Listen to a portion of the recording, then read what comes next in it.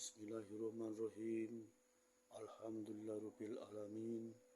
Allahumma sholli ala sayyidina Muhammadin wa ala sayyidina Muhammad amma ba'd. Selamat malam. Selamat beristirahat setelah melaksanakan tarawih hari yang malam ke-12. Guru Seno hadir untuk memberikan yaitu cerita rakyat. Cerita ini boleh dikatakan asli boleh, fiktif boleh, dan fiksi boleh, karena ini memang cerita kuno, cerita yang sudah beratus-ratus tahun, namun kalau ditelusuri kenyataannya memang ada korelasinya dengan zaman sekarang. Guru Seno memberi judul yaitu Legenda Joko Tarub. Ulangi lagi, Legenda Joko Tarub. Zaman dulu ada seorang gadis cantik rupawan yang bernama Dewi Rosawulan. Dewi Rosawulan itu siapa? Untuk mempermudah jawabannya agar para pendengar dan pemirsa itu tidak bingung, bahwa Dewi Rosawulan itu adiknya Raden Said, putra Adipati Tuban. Nah, kalau Raden Said para pemirsa belum juga tahu, Guru Seno akan menjelaskan lagi bahwa Raden Said kelak setelah dewasa akan menjadi yang namanya Sunan Kalijogo. Bahwa adiknya Sunan Kalijogo itu bernama Dewi Rosawulan. Dewi Rosawulan itu dulu kan pernah ditinggal oleh Raden Said. Setelah Raden Said pada saat mudanya diusir oleh ibunya dari Kadipaten supaya besok pulang setelah bisa menggetarkan Kadipaten. Nah, bahwa Rosawulan setelah ditinggal kakaknya, kemudian beliau mencari Raden Said kemana-mana saja karena dia itu sebagai kakaknya yang paling dekat.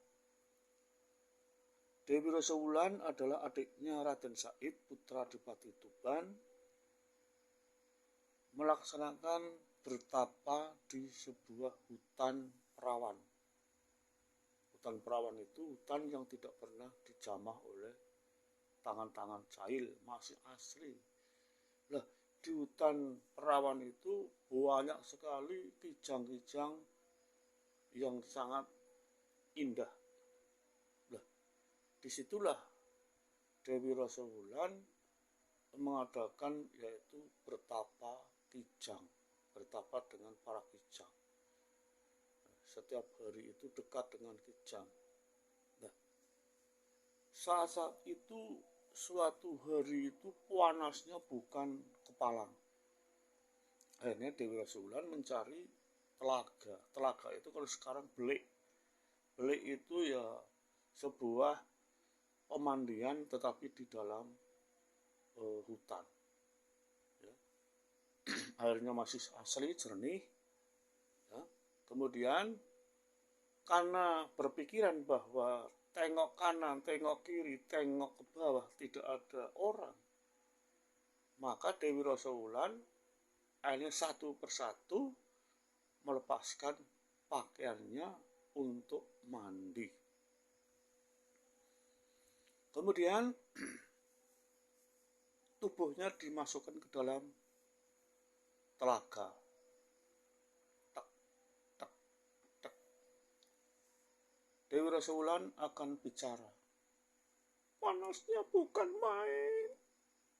Setelah aku merasakan airnya telaga, rasanya adem, enak. Dalam sekejap kurang lebih 5 menit, Dewi Rosawulan bermimpi di luar nalar keaslian watak manusia. Apakah Dewi Rosawulan mimpinya bahwa Dewi Rosawulan bermimpi sedang bercengkrama? Kalau digambarkan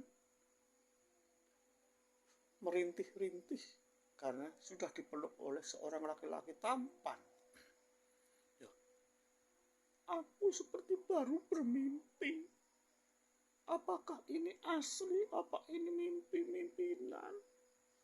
Kok perutku jadi buncit? Kok perutku jadi membesar? Ini tidak ada yang tidak beres. Kalau begini aku akan menengok-nengok lagi. Pasti ada orang ini. Setelah di luar nalar itu kemudian Dewi Rosawulan pemandangan yang belum dilihat kan ke atas. Karena kan tengok kiri tengok kanan sudah dilihat dan bawah sudah dilihat, ternyata di atas lah kok ada manusia tidur di atas pohon. Kamu ya yang menghamili saya. Turun, siapa namamu? Turun namanya. Dewi Rosawulan sangat marah dengan laki-laki yang masih tidur di atas dahan. Dibentak-bentak oleh Dewi Rosawulan, akhirnya laki-laki itu turun ke bawah. Ada apa? Gerangan, saya dibentak-bentak. Kamu namanya siapa? Kamu namanya siapa? Kalau kamu ingin tahu, aku namaku Ki Ageng Gribek. Oh, kamu namanya Ki Ageng Gribek. Kenapa? Kamu kok menghamili saya? Oh ya memang betul. Di luar kesadaran kita. Seperti ada gaib. Saya bermimpi sekejap dengan seorang gadis cantik. Wajahnya mirip kamu. Saya tidak mau diambil kamu. Saya tidak mau diambil kamu. Saya tidak mau. Setelah Dewi Rosawulan naik ke atas telaga, setelah kakinya menginjak bumi, ternyata memang betul-betul seperti hamil 9 bulan. Aku tidak mau. Ki Ageng Gribek, aku harus dikeluarkan bayinya. Oh, kamu ingin bayinya dikeluarkan? Iya, saya tidak mau dengan kamu. Saya masih gadis. Ya, sudah, kalau begitu akan saya keluarkan. Ki Ageng Gribek itu sebelumnya bukan orang main-main, bukan orang cekeremin. Ya. Ki Ageng Gribek adalah seseorang yang memang datang dari luar Jawa. Menurut berita itu memang itu asal-usulnya memang dari tanah yang jauh dari Pulau Jawa. Kemudian di Pulau Jawa ini itu akan berkelana panjang.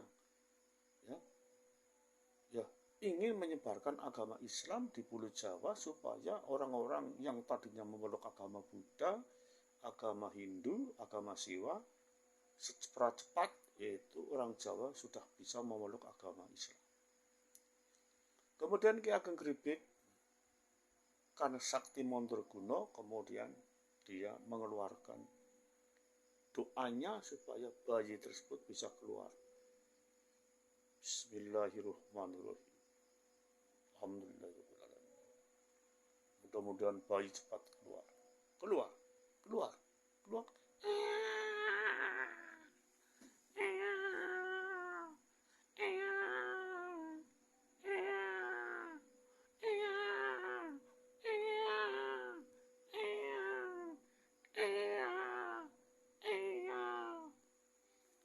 Melihat bayinya laki-laki, Dewi Rosawulan memberi nama anaknya tersebut yaitu Kijang Tlangkas.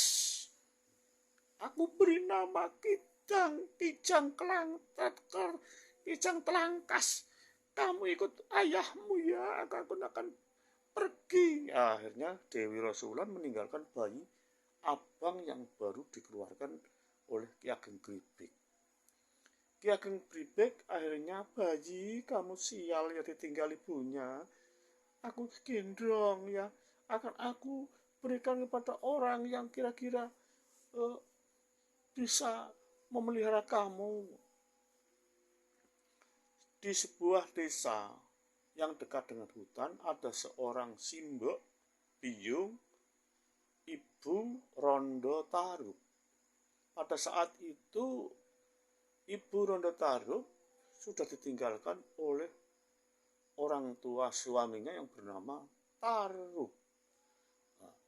Untuk aku akan mencari kayu bakar untuk menanak nasi.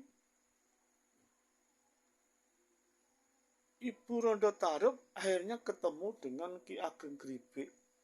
Simbok, simbok, simbok, simbok. Berhenti dulu.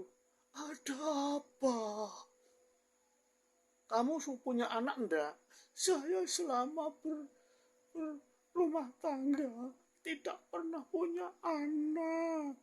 Kalau anak saya beri anak mau saja. Ini bayi, ya, karena saya tugas-tugas menyebar agama Islam masih perlu banyak waktu. Tidak mungkin kalau saya bekerja dalam menyebarkan agama dengan cara membawa bayi. Bayi ini namanya Kijang Telangkas, ya Bu. Ya, tidak apa-apa. Sudah, nanti akan saya rubah namanya menjadi Joko Tarub. Sudah aku sebutkan mengapa disebut Joko Tarub, sebab hidup di desa yang namanya Tarub. Matur nuwun Ki Ageng. Iya, matur sami-sami. Kemudian bayi Joko Tarub kemudian dibawa pulang oleh simbok Rondo Tarub ke rumahnya. Lumayan punya dapat bayi, mudah-mudahan anakku besok menjadi yang bisa menurunkan raja-raja Jawa. Sampailah ke rumah. Setelah rumah, bayi itu dipelihara oleh simbok Rondo Tarub. Bertahun-tahun dipelihara, cara-cara bertani, cara-cara menanak nasi, cara hidup sederhana, cara hidup menghormati orang, cara hidup tidak menghina orang, cara hidup tidak kempliti, cara hidup tidak kementus. Joko Tarub menjadi anak yang tampan, semakin tampan. Kemudian karena rumahnya itu dekat hutan, kemudian si Joko Tarub biasa masuk ke hutan mencari burung. Dari kejauhan nampak para widadari, 7 widadari sedang mandi. Ayo, mandi ke sini. Ini telaganya enak, adem. Ya, Simbok, ya. Dah, ada seorang widadari, 1 orang pakaiannya itu dicuri oleh Joko Tarub.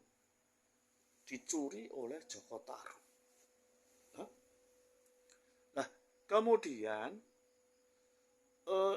yang 6 bisa kabur ke kahyangan, yang 1 menangis terseduh-seduh. Aduh, saya tidak bisa pulang ke kahyangan.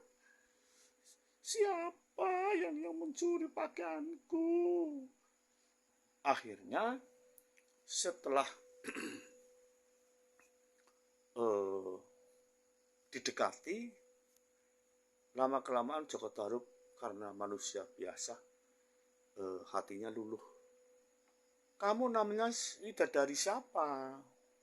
Aku namanya Dewi Nawangwulan. Oh, kamu Dewi Nawangwulan? Iya, pakaianku hilang. Gimana ini? Ya sudah, ikut saya ya. Kamu memang takdirnya harus ikut saya. Ayo mari saya ikut rumahmu ya. Ya. Akhirnya dibawa Joko Tarub ke rumahnya. Setelah dibawa Joko Tarub ke rumahnya, pakaiannya Dewi Nawangwulan itu memang sengaja disembunyikan di lumbung padi. Ya. Lumbung padi itu kalau zaman dulu itu dibuat dari bambu, kemudian bambu dirangkai-rangkai, kemudian dibuat semacam kotak segi empat. Nah, disitulah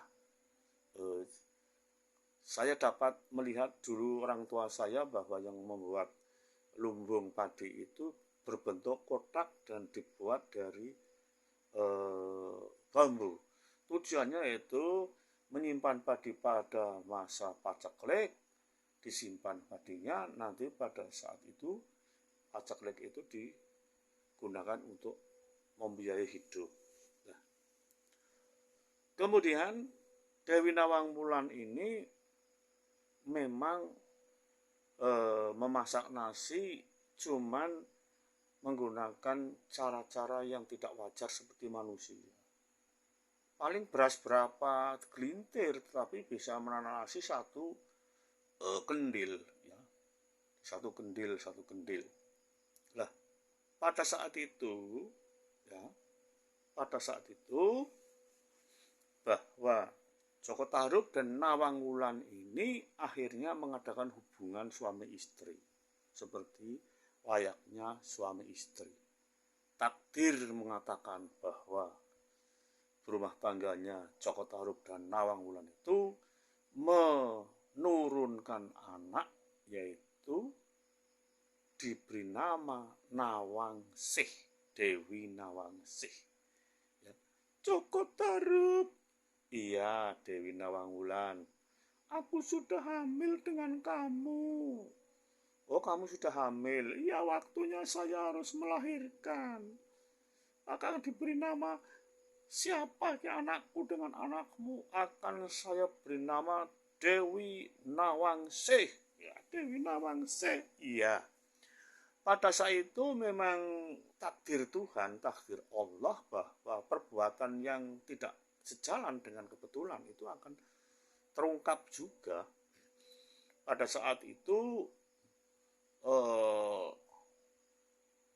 tidak boleh, pesannya itu Dewi Nawang Wulan, Mas Joko, kalau saya menanak nasi, kamu jangan membukak ya. Kalau dibukak nanti jadinya apa? Jadi padi, tidak bisa jadi beras, tidak jadi nasi. Ternyata Joko Tarub ini berpikiran, mengapa kok menanak nasi tidak pernah menumbuk padi? Paling dia ambil padi berapa gegem, ternyata kok bisa masak satu kendil. Setelah dipesani tidak boleh membuka, ternyata Joko Tarub membuka, kendilnya dibuka, ternyata tidak bisa mateng. Ternyata karena pesanannya itu Dewi Nawang Wulan itu dilanggar, akhirnya dibuka Joko Tarub, ternyata masih jadi padi. Astagfirullahaladzim. Bagaimana? Kamu buka ya? Iya, percecokan sudah mulai terjadi. Gara-gara Mas Joko. Ya, akhirnya ini nanak nasi tidak bisa mateng, ini gimana itu? Kalau begitu saya akan menumbuk padi. Ternyata diam-diam Dewi Nawang Wulan masuk ke lumbung. Ternyata di dalam lumbung itu mendapati yaitu pakaian dirinya selaku pakaian widadari. Loh, Mas Joko berarti tidak beres ini. Pakaianku tak cari-cari tidak ada, ternyata disembunyikan di lumbung sini. Akan saya bawa. Akhirnya Dewi Nawang Wulan berpakaian dengan pakaian widadari dan anaknya diserahkan kepada Joko Tarub. Mas Joko, gimana Dewi Nawang Wulan? Oh, kamu kok pakaian widadari? Iya, sudah takdirnya bahwa saya akan dengan kamu tidak akan lama. Maka kuserahkan anakku ini Dewi Nawangsih biar dipelihara kamu. Aduh, kamu mau ke kahyangan? Iya, aku menangis. nangis. Aku merindukan kamu, Dewi Nawangwulan. Pesanku, apabila Dewi Nawangsih nangis, kamu keluar, boponglah anak itu dan menatap ke langit. Di sana di langit ada aku yang akan melihat anakmu, Dewi Nawangsih. Ya, akan saya laksanakan dengan. Tapi aku mohon maaf ya apabila selama ini saya cengah dengan kamu, tidak artinya orang laki-laki yang tidak menurut pesannya seorang wanita. Iya, ndak apa-apa. Mudah-mudahan keturunanku dengan keturunanmu besok akan menjadi orang yang berwibawa dan ada yang menjadi pemimpin di tanah Jawa. Mudah-mudahan Dewi Nawangwulan, iya, saya akan kabur ya, saya akan naik ke atas. Begitu terbang ke atas dengan pakaiannya, akhirnya naik ke atas sapi itu. Ya, dilihatlah sepoi-poi basah langit, setelah itu tidak kelihatan lagi. Joko Tarub akhirnya membopong anaknya masuk ke dalam rumah dan akhirnya menutup pintunya. Grek ya. Akhirnya dibawalah, dipelihara yang baik-baik. Demikianlah perlambang bahwa seorang laki-laki tidak harus menang sendiri, bahwa pesan seorang wanita itu harus digugu dan ditiru, tidak diabaikan seperti Joko Tarub. Kelak antaranya Dewi Nawangsih, putranya Joko Tarub dan Dewi Nawangwulan, itu nanti kan akan dikawin dengan Lembu Peteng, anaknya Brawijaya V, yang akan menurunkan yaitu raja-raja Jawa. Ya, akan menurunkan raja Jawa yaitu Lembu Peteng, akan nikah dengan Lembu Peteng ya nanti ya. Lembu Peteng dengan Nawangsih itu akan menurunkan yaitu anak 3. Yang pertama adalah Ki Ageng Wonosobo, yang kedua adalah Ki Ageng Getas Pendowo. Getas Pendowo melahirkan yaitu Ki Ageng Selo yang bisa menangkap petir. Ki Ageng Selo mengeluarkan anak Ki Ageng Nis yang ngabdi di Kerajaan Pajang. Ki Ageng Nis menurunkan anak Ki Pemanahan yang ngabdi di Pajang dan Mataram. Ki Ageng Pemanahan punya anak yaitu Danang Sutawijaya menjadi Raja Mataram. Ya. Ini dari hulu sampai hilir ya. Dari hulunya kelihatan seperti cerita-cerita dongeng, tapi sampai kenyataan ke bawah ini seperti kenyataan yang nyata-nyata sudah terbukti bahwa anaknya widadari yang namanya Dewi Nawangwulan akhirnya menurunkan raja-raja Jawa yang sampai sekarang masih ada buktinya, yaitu di Yogyakarta dan Kasunanan masih eksis, yaitu kerajaan Kasunanan, kerajaan Kasultanan. Demikianlah Ugrasena. Apabila di dalam cerita fiksi ini masih banyak kekurangan, Anda yang melengkapi, Anda bisa melengkapi, membuka-buka buku cerita ya, baik di perpustakaan kabupaten, atau perpustakaan kecamatan, atau perpustakaan desa, ya, apa perpustakaan sekolahan, itu bisa dicari, masih banyak sekali cerita Joko Tarub. Ugrasena minta maaf apabila masih banyak kurangan, karena baru saja sholat tarawih dan mau istirahat, mau tidur untuk menunggu nanti bangun-bangun sahur. Kita tutup dengan ucapan wabillahi taufiq wal hidayah wal inayah. Wassalamualaikum warahmatullahi wabarakatuh.